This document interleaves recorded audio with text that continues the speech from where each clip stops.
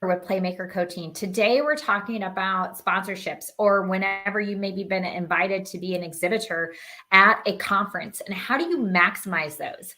I had a great opportunity last week to be a sponsor and exhibitor at the State Bar of Wisconsin conference. And, anytime you go to a new conference, you don't know exactly what to expect, right?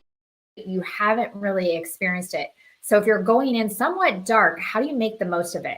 So here's how I approach this, and hopefully there's some things in this that might be relevant to you, especially if you're an attorney or advisor and you're looking to maximize these and make sure that for the time and effort and the dollars that you're putting on it, that it feels like it's a worthwhile return in your practice. So the first thing is it starts beforehand. It's really setting yourself up for success on how are you negotiating the opportunity. Most of the time with most conferences, there is a lot of flexibility of asking for different things than what's just listed, and making sure that you're having those ongoing conversations with the meeting planner. Not that you're trying to be difficult by any means. You want to be very easy to work with, but asking clarifications. One of the things that I didn't realize that I didn't ask ahead of time in this conference was, when I knew I was going to get a list of contacts, was what information was I really going to get and in what kind of format. So we found out it was a PDF list and it didn't have any phone numbers or emails. Not the most ideal, right? So that's something that I could have done better on the front end, is being more specific when they said, hey, you're going to get this and this and this. What does that really look like? One of the other things that I heard that was a great tip from someone else recently is making sure that you know when you're going to get those kinds of things. When will that be sent to you? Because unfortunately, there are some people out there that will try to capitalize on the fact that you're a sponsor and try to get you to pay for certain things. And it's just a scam. So be wary of that and who things are coming from. And that goes back to having that relationship and asking questions and negotiating for how you can create a win-win relationship.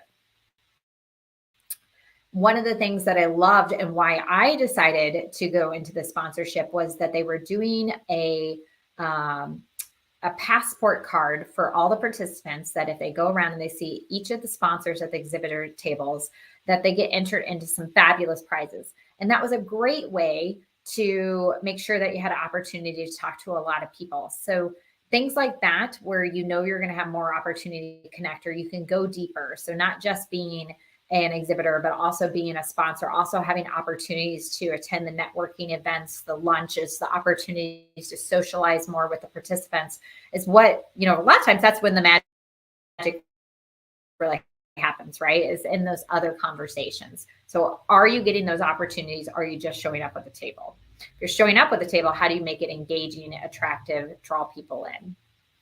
So those are some things to think about in terms of beforehand, setting yourself up for success.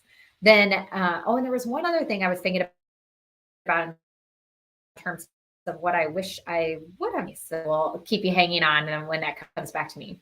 During the event, I'm an introvert. I am social, but man, I'm a little bit of an introvert. And especially after a long day talking to people, it's not necessarily the thing I really want to do is go show up at their networking event that evening too, and then try to be social and try to talk to people. I don't know anybody in the room, but you know what? You have to put yourself out there. You have to have goals for yourself, right? That help to motivate you to say, hey, even when I may not feel this way, remember why I am doing this and how important this is to being able to make a bigger impact and have the business that I want and to help other people. And if I just go home or stand in the corner, that's not really serving anybody.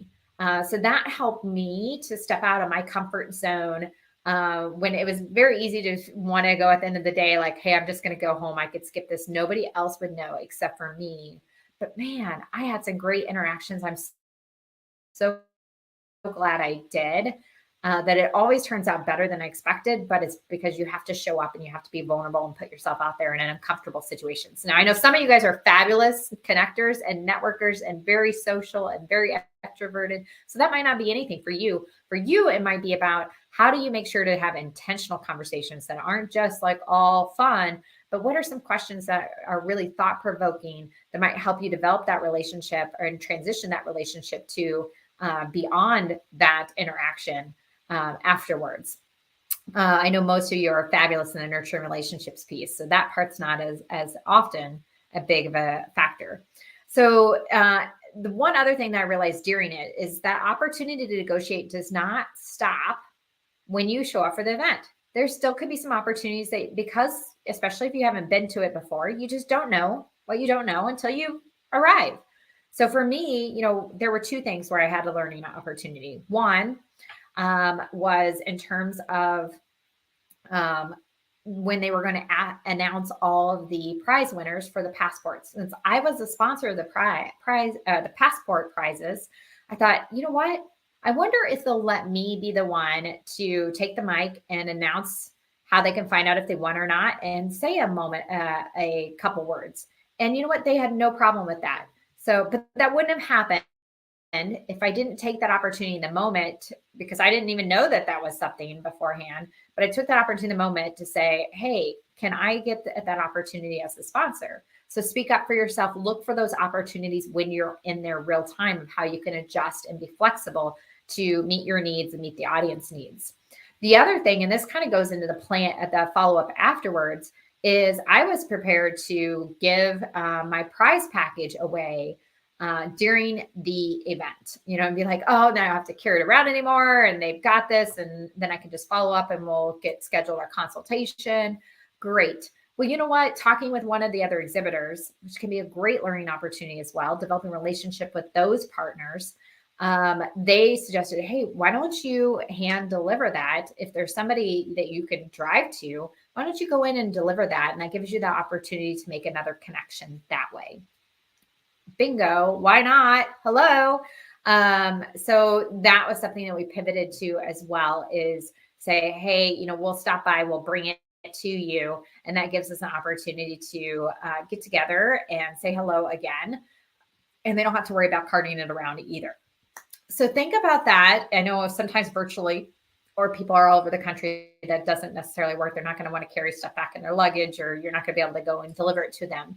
But if it's something that you can do that, how can these little tweaks really help you make the most of your opportunities where you're investing in it?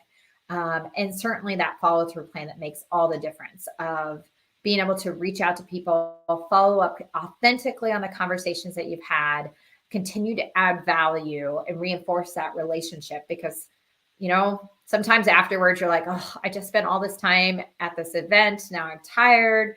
And I have all these things that I haven't been able to do because I've been out of the office, and we run out of steam in executing.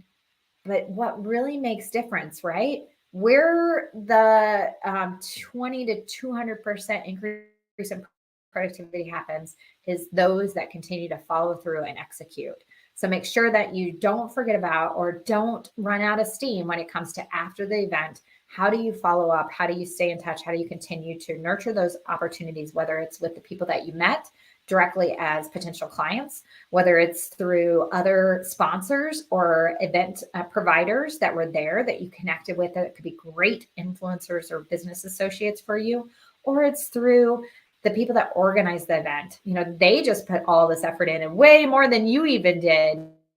Are you following up with them too to say, hey, that was fantastic. Thanks so much for having me be a part of it. I hope you had a chance to, take a day off, enjoy the weather, those kinds of things. So take these ideas and let us know if you try them, or if you have some other great tips that you've used in terms of continuing to maximize your efforts in the sponsorship space. We'll be back next Tuesday talking more about your winning playbooks for your success in your business, and how you can make these simple changes that can continue to really help you be strategic, consistent, and deliver value in an authentic way to you. Have a great week.